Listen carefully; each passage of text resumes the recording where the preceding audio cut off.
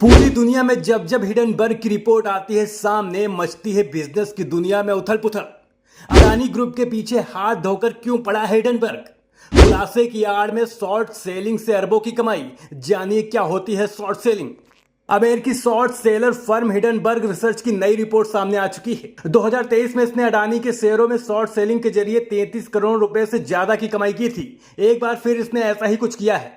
Adani group एक बार फिर अमेरिकी फर्म हिडनबर्ग ने मोर्चा खोल दिया है, लेकिन इस बार हिडनबर्ग ने अडानी पर ही नहीं बल्कि सेबी पर भी आरोप लगाए हैं। ये सारा खेल शॉर्ट सेलिंग का है। बता दें, वही सेबी के अध्यक्ष माधुरीपुरी बुच और उनके पति ने शनिवार को हिडनबर्ग के आरोपों को निराधार बताया और कहा कि उनका फाइनेंस की एक खुली किताब है। माधुरीपुरी बुच और धवल बुच ने एक बयान में कहा कि यह दुर्भाग्यपूर्ण है कि हिडनबर्ग रिसर्च, जिसके खिलाफ सेबी ने परिवर्तन कार्रवाई की है और कारण बताओ नोटिस जारी किया है, उसने उसी के जवाब में चरित्र हनन का प्रयास करने का विकल्प चुना है। माधवी बुच ने कहा, हमारे खिलाफ 10 अगस्त 2024 की हिडनबर्ग रिपोर्ट में लगाए गए आरोपों के संदर्भ में हम यह कहना चाहेंगे कि हम रिपोर्ट में लगाए गए निराधार आरोपों और आक्षेपों का दृढ़ता से खंडन करते हैं। वहीं अब अगर आपको नहीं पता है कि क्या होती है शॉर्ट सेलिंग और ये कैसे होती है इससे कमाई, तो हम आपको बताते हैं। शॉर्ट सेलिंग कोई नई चीज नहीं है। भारत में भले बहुत सारे लोगों ने शॉर्ट सेलिंग का नाम पिछले बार सुना जब हिडनबर्ग रिसर्च पहली बार अडानी समूह के खिलाफ विवादास्पद रिपोर्ट लेकर सामने आई थी। शॉर्ट सेलिंग एक ऐसी प्रक्रिया है जिसमें निवेशक उन स्टॉक्स को उधार लेते हैं जिन्हें वे उम्मीद करते हैं कि उनकी कीमत गिर जाएगी और फिर उन्हें बेच देते हैं। जब स्टॉक की कीमत गिर जाती है तो वे उन्हें वापस खरीदते हैं और उधारदाता को लौटाते हैं, जिससे उन्हें लाभ होता है। उदाहरण के तौर पर समझे तो अगर किसी कंपनी के शेयर को शॉर्ट सेलर इस उम्मीद से खरीदता है कि भविष्य में 200 रुपए का स्टॉक गिरकर 100 रुपए पर आ जाएगा, इसी उम्मीद में वह दूसरे ब्रोकर से इस कंपनी के शेयर उधार के तौर पर ले लेता है।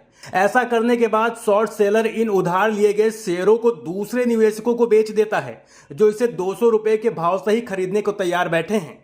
जब उम्मीद के मुताबिक कंपनी का शेयर गिरकर 100 रुपए पर आ जाता है तो शॉर्ट सेलर उन्हीं निवेशकों से शेयरों की खरीद करता है। गिरावट के समय वे शेयर 100 रुपए के भाव पर खरीदता है और जिससे उधार लिया था वह उसे वापस कर देता है। इस हिसाब से उसे प्रति शेयर 100 रुपए का जोरदार मुनाफा होता है। इसी रणनीति के तहत हिडनबर्ग कंपनियों को शॉर्ट कर कमाई करती है। बता दें, पिछले साल हिडनबर्ग ने अडानी के शेयरों पर शॉर्ट सेलिंग का दांव खेला था और कई आरोप कंपनी पर लगाए थे जिससे उसके शेयर क्रैश कर गए थे। मिंट की एक रिपोर्ट के मुताबिक अडानी के शेयरों में शॉर्ट सेलिंग से हिडनबर्ग को पिछले साल $40 लाख यानी 33.58 करोड़ रुपए का फायदा हुआ था। हिडनबर्ग ने इस बार सेबी की प्रमुख माधवीपुरी बुच पर आरोप लगाकर सुर्खियां बटोरी हैं।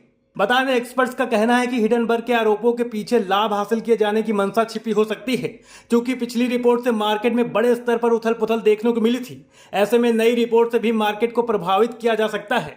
कुछ समय के लिए शेयर मार्केट और अडानी स्टॉक्स पर असर पड़ सकता है, हालांकि लंबे समय तक बड़े इंपैक्ट या रिस्क नहीं है। अगर गिरावट आती है तो निवेशक अडानी स्टॉक्स खरीदने पर विचार कर सकते हैं। Bureau report, national news now.